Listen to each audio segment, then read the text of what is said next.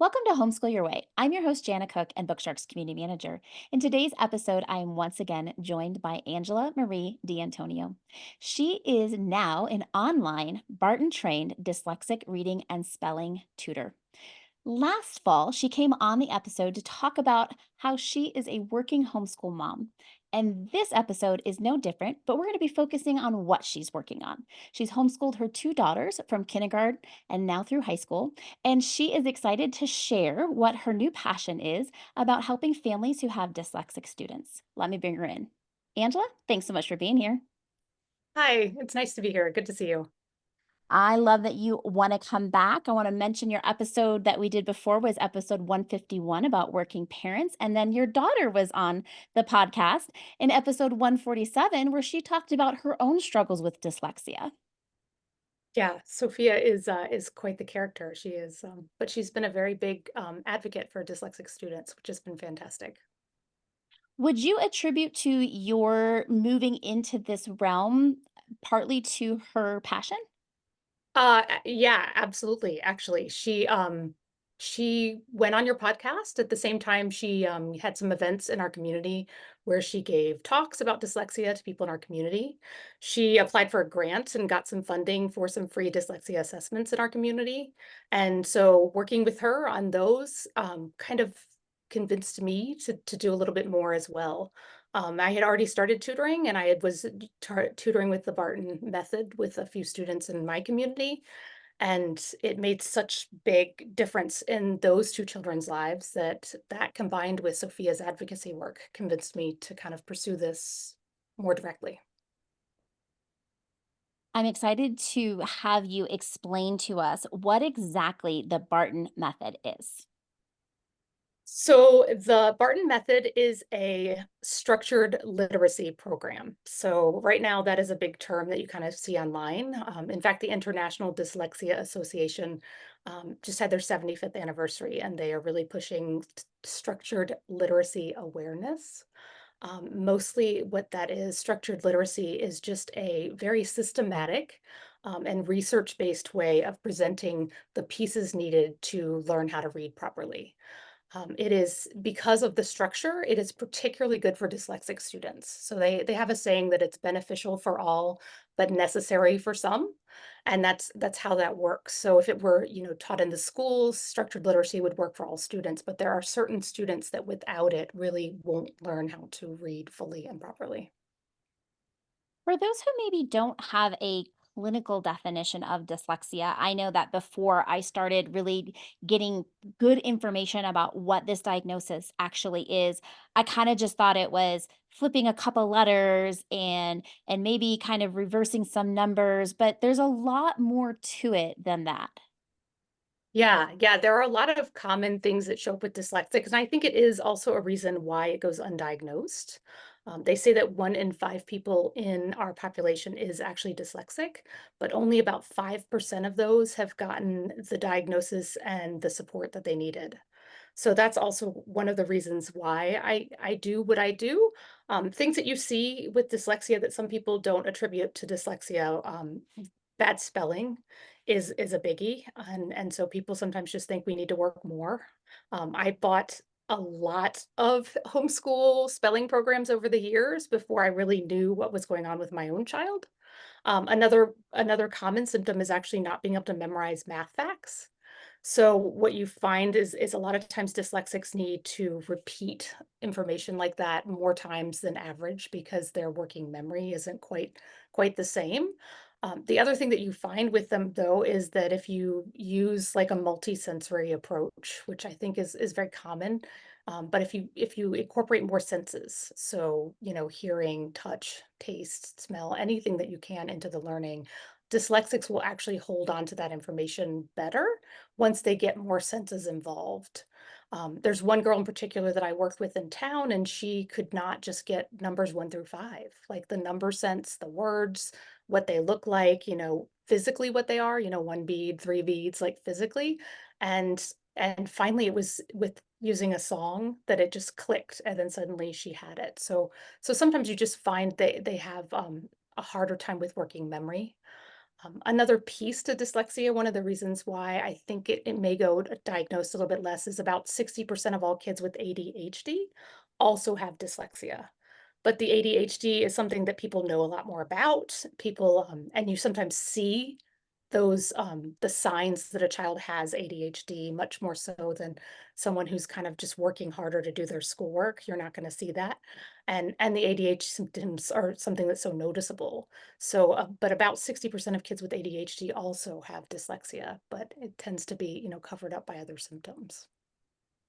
Were you shocked when you started doing the research and seeing these statistics? I mean, dyslexia was a term that I knew, I'd heard it. I wasn't unaware that it was out there, but when you start putting those numbers to it, it's astounding that it's so prevalent, and yet we really don't even have a good working definition of what it is. Yeah, yeah, it is. The 20% was sort of astounding.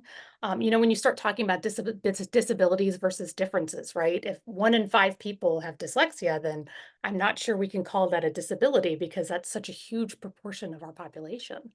And also, yeah, I mean, it's kind of shocking. That means there's about 12 to 13 million kids just in the US that are dyslexic and certainly are not getting diagnosed. Again, people kind of just think it's that BD confusion EQ, or yeah. yeah, or sometimes they think that it's, like the letters move on the page. There is sometimes people do have visual, issues, but it's completely separate from what dyslexia is. Mhm. I had a parent whose kids were diagnosed, working with me, and because their kid was good at math, they thought that he couldn't have dyslexia.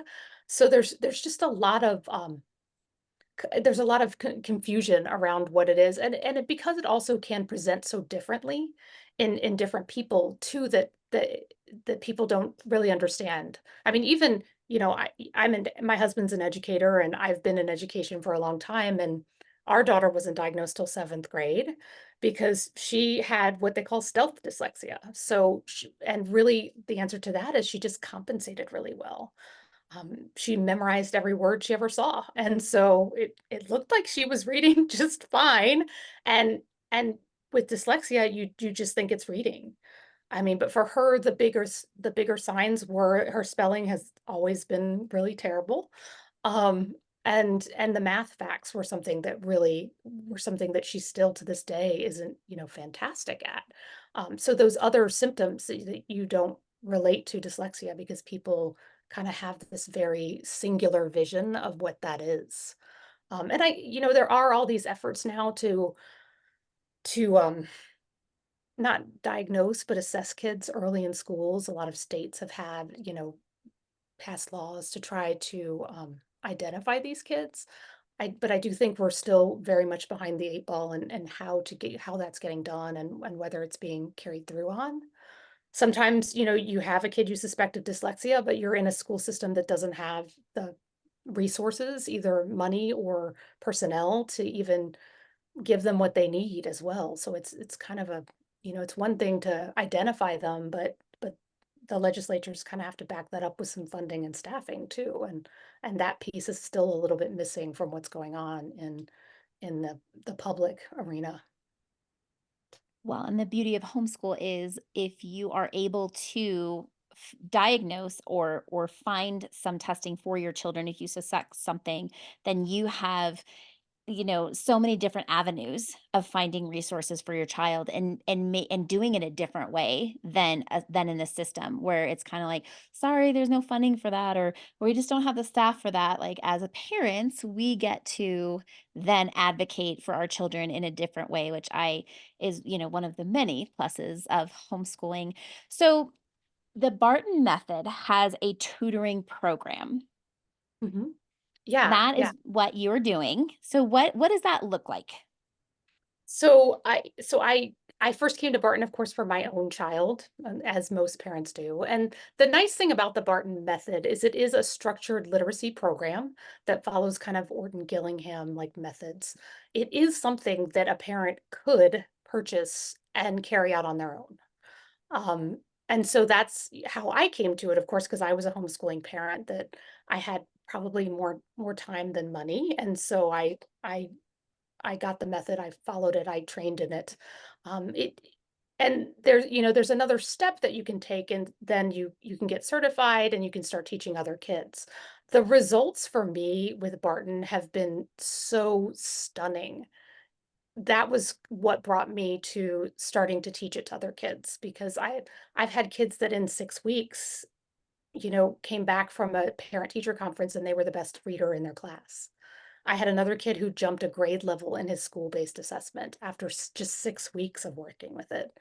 So, I mean, what it looks like, it can be a little bit different. It was originally designed to be done in person. There are a lot of tiles and hands-on kind of manipulatives that you kind of work through, and it's very systematic.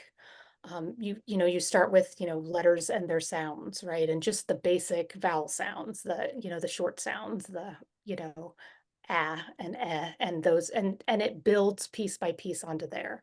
So a lot of kids come into the program already knowing some of those pieces.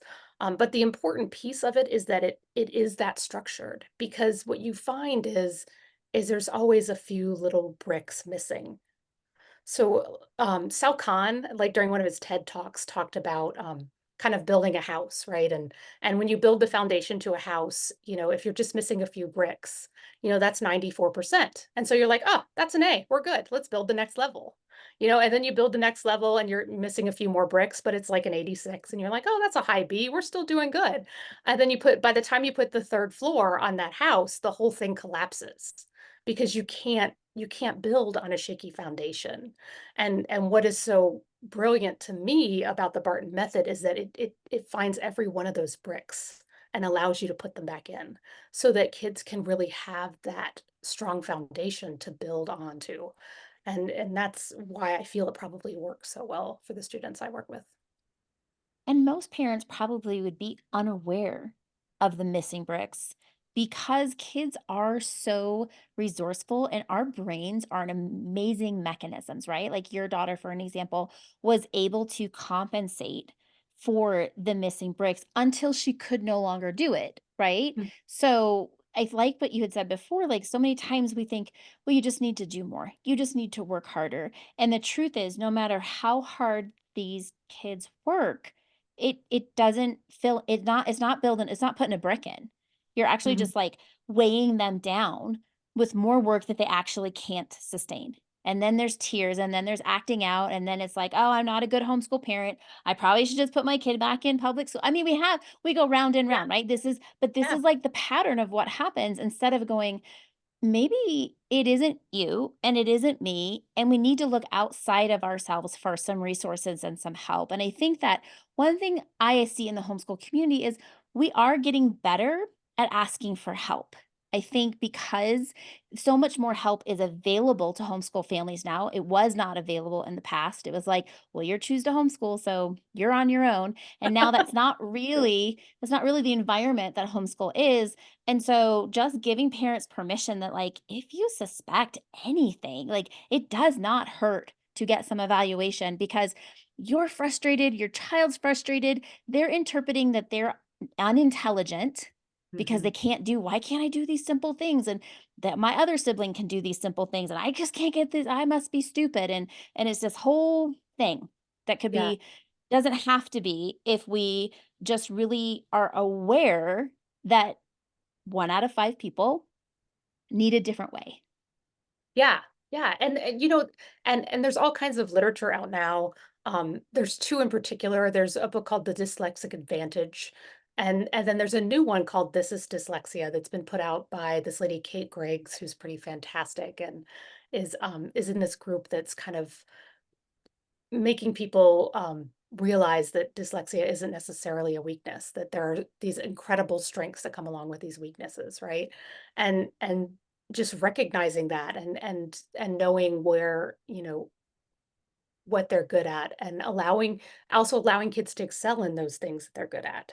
One of the things that one of the things in particular that dyslexics tend to be really good at is actually public speaking. So, here's my daughter, she came on your podcast, or she's given presentations to like 60 to 70 people, and she doesn't even bat an eyelash at doing that. Like, she carries herself very professionally, and and this is not a kid that you would think she struggles in school, right? Like, you would never think that in a million years, right? Another thing, there are, dyslexics have really, great abilities to see things in, like, 3 dimensions, and so, like, a lot of engineers and architects tend to be dyslexic. I there was a study that apparently it's something like 70% of the students at MIT have dyslexia because, like, engineers because they're drawn to the field of engineering because of these kind of strengths. Something like, 50% of entrepreneurs are dyslexic because they have just different ways of thinking. They can see like, they have kind of what they call big picture thinking. They can take lots of information and figure out how they're connected and things of that sort. So there I mean, there are these amazing strengths that also come with it, which is in some ways the benefit to, you know, maybe not getting an official diagnosis, but doing an assessment that says, your kid is it's very likely or there's a high risk that they are dyslexic allows you to then see the other pieces and so that you can foster those, right? One of the parents that I talked to recently that's coming to my tutoring business, like her daughter has had nothing but anxiety and frustration in school and then suddenly found a theater group which is kind of a common, like Sophia speaking in front of groups, right? And she's like taking off. But here now she's got something where she's getting some positive reinforcement and working with the skills and the strengths that she has, right? Anthony Hopkins, he's dyslexic. He's probably one of the best actors that I can think of, right? So, I mean, there's that there are amazing strengths that come with this as well. So having the knowledge also not only allows you to find maybe a program that's more appropriate, because I definitely lost lots and lots of time and money over the years that I wish I could get back.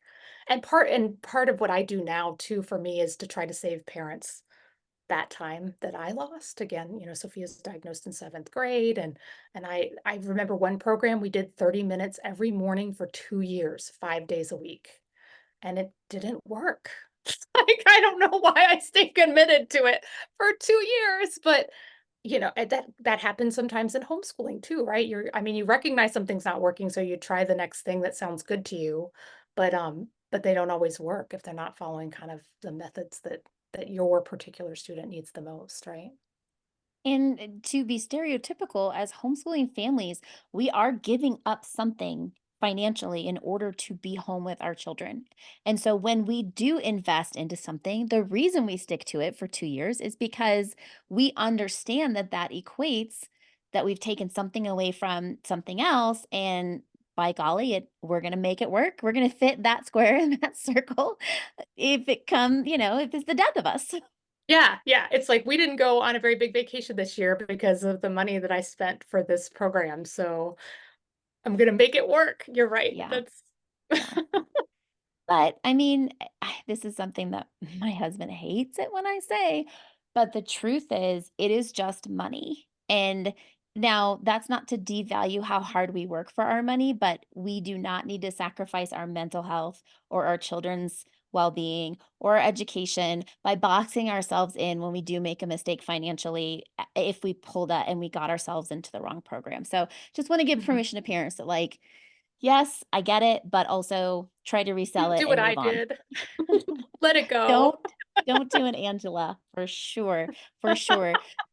So you are now doing this method online and you're offering it to people not only in your physical location, but anywhere who can access the internet. So kind of explain how that looks when it's online versus in person. Yeah, so it is kind of lovely. I personally live in kind of a rural, isolated location, and I do like now that I can tutor people like all over the country. Sometimes there are people outside the country even, so that's brilliant.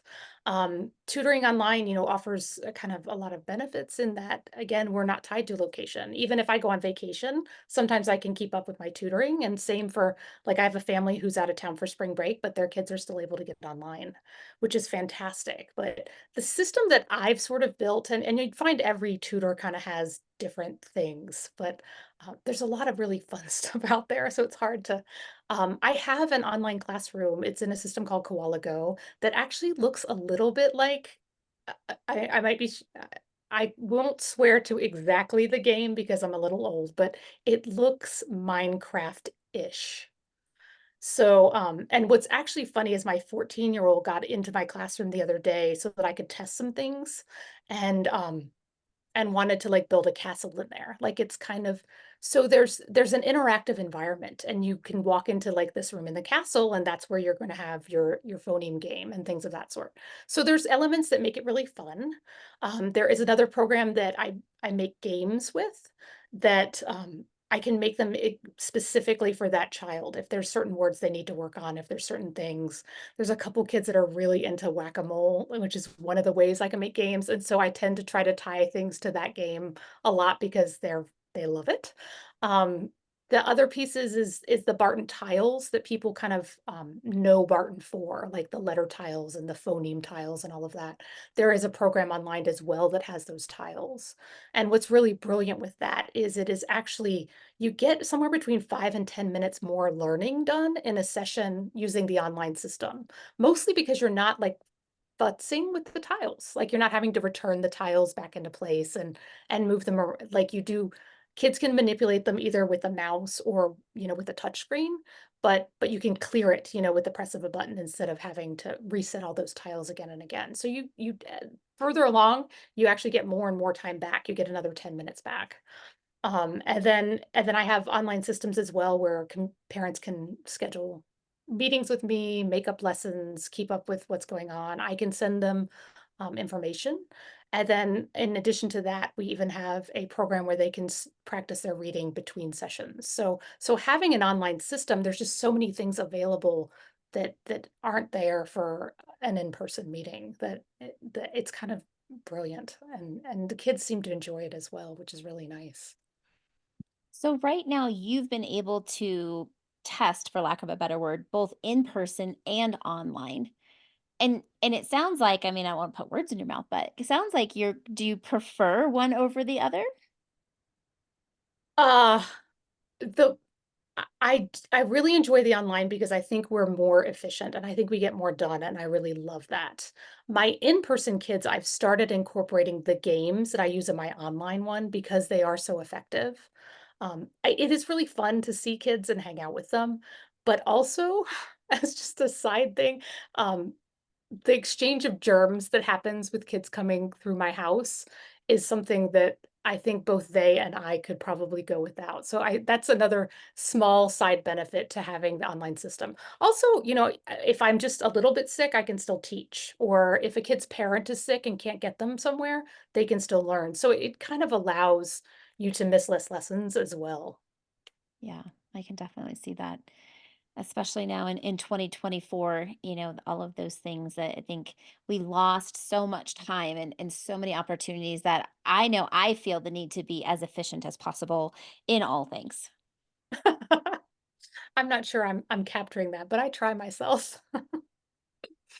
So what are some of your best success stories? Like what is happening that you're seeing? I know you kind of touched a little bit in the beginning, but what is it that is just growing your passion for not only this method, but also to continue to create these games and this learning environment for students to be able to, I don't want to use the word overcome because the way you kind of explained it, I don't even know that dyslexia is a deficit in any way, right? Because you Yeah. kind of get superpowers on the other side of it, but it's definitely helping students. So what are you seeing? One of the kids' parents keeps reporting to me how much more relaxed he is when he leaves our sessions, which to me is so important because school can be so stressful for these kids because they're constantly trying to keep up with their peers or cover up that they, trying not to read in front of the class, things of that sort. So that to me has been really positive.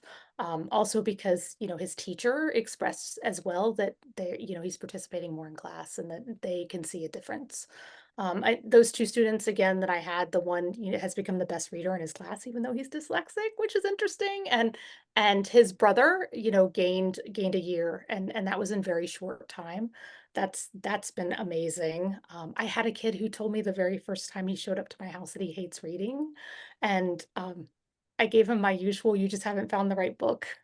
And because my family just loves reading, right? And I kind of told him how everyone in my family loves Tolkien except me, right? And that you just have to find the one that's really interesting.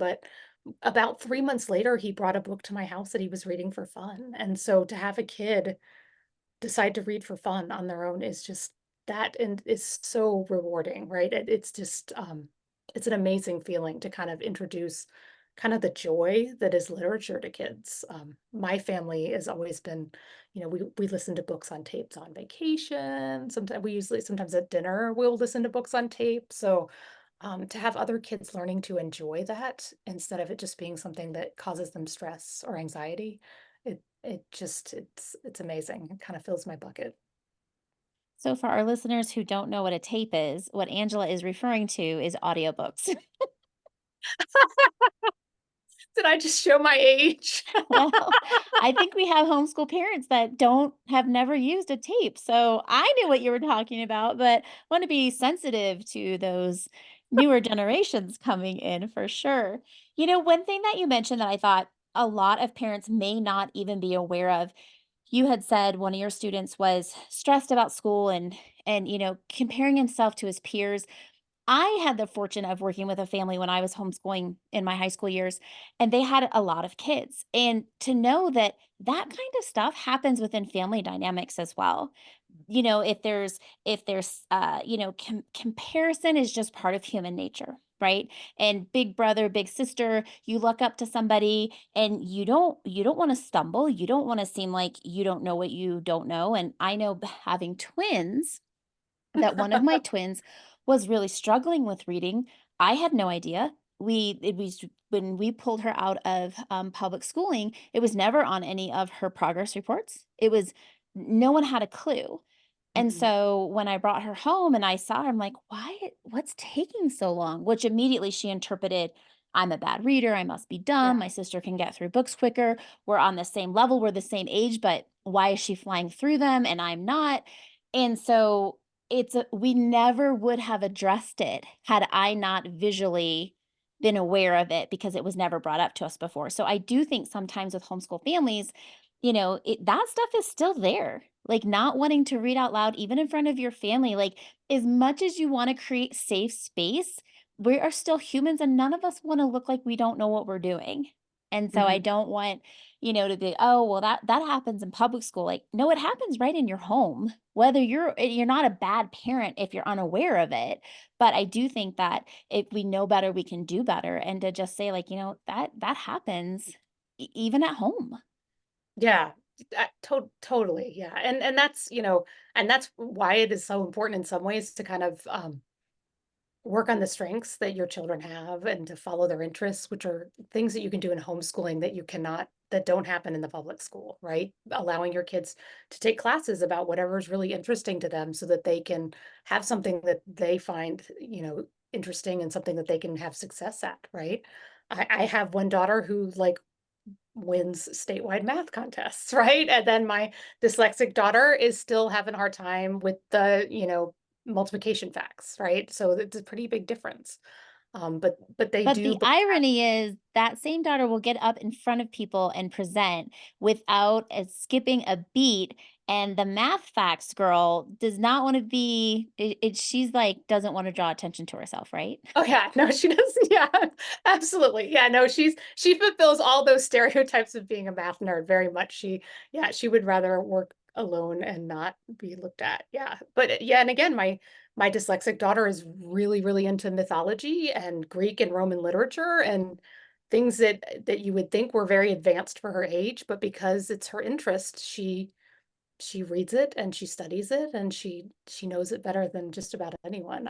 I've seen her actually get into it with a couple professors about some old like Greek writer one time, and we ended up Googling, and she was the one that was right. So we all have our Yeah. things.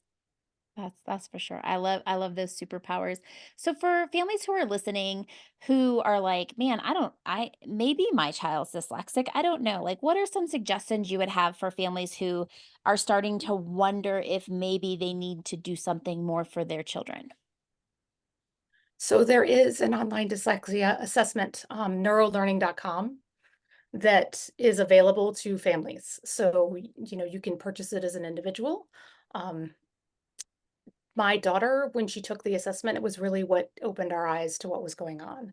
In fact, watching her take the assessment there's 9 sections of the test, and every time we got to a section, I was, like, sitting there and I was like, "Oh, she can't do that. Oh, she can't do that either." Like, it literally pinpointed exactly the things that show up in dyslexia. It is, very well regarded. It has a very high reliability rating. It's over, 92% reliable, and it is just available online to anyone who wants to run it on their child. It's also really great because you kinda just play it on an iPad. For younger kids, there's like a fox that tell it feels like games. I've actually sat with some younger kids while they've done the test, and it feels to them, for the most part, like they're playing games, but it really does assess kind of the the different areas where dyslexics can have strengths or weaknesses.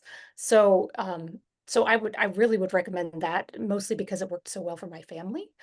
The other thing that is available, I of course have my own business online, dyslexiareadingtutor.com. I do offer free reading assessments online. So, you can come on my website, sign up, and I'm happy to do a reading assessment with your kid. And then if there's a lot of signs during that reading assessment, I will probably then kind of refer you to that neuro learning assessment to get some more information.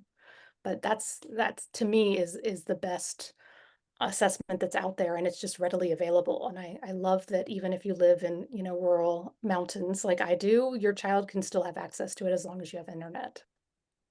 Yeah, we've come a long way. We have come so far in all of these things. Well, before we go, we always ask for a homeschool hack. So hopefully you have a homeschool hack, maybe something that you've used with your dyslexic daughter, or something that can help our families as we sign off this podcast episode.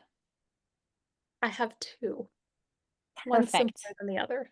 The first homeschool hack that it took me years to discover, but just one day with my daughter who's dyslexic, is increasing the white space on her paper makes a huge difference. So, certainly for books, the nice thing with a Kindle now is you can change the font, you can make it bigger, but you can also, and not everybody knows this, add more white space. So you can space out the lines or add more around it. That really helps her to focus better. We also found just that doing math on a blank sheet of paper was so much easier to her. Like even just the lines and trying to keep everything really was difficult for her to focus on. And so that really made a difference. And it was such an easy thing to adjust. The other big one that I have for homeschooling is just that multisensory learning. So if you find that you're buttoned up against a wall over something, one individual fact, one letter, writing an S, which is particularly hard, um, just start thinking of different senses that you can incorporate. So writing that S in shaving cream or in sand, making that S out of bread and like baking bread that day. But songs too are really catchy, right? I still only know which months have 30 days in it because of a song I learned as a child, and every time I have to figure it out, I sing it in my head. So those are the kind of things that make learning stick, and especially if you have a dyslexic child, the more things that you can connect to the learning, the more it will help them to maintain that knowledge. Well, that is wonderful. I am personally so grateful for songs. It helped me learn so many things as a kid. And even as an adult, I still love the songs. So I love that tool in particular. Angela, thank you so much for coming on again. Thank you for sharing not only your passion, but your expertise in this area as you continue just to grow in knowledge and helping families, not only your community, but now really worldwide. We will Mhm. have all of your links in the show notes so people can check out your online tutoring website and get some assessments if necessary. So, thank you so much for taking the time to talk with us today. It's awesome. Thank you, Jana. It's good to see you. Thank you guys. Until next time, bye bye.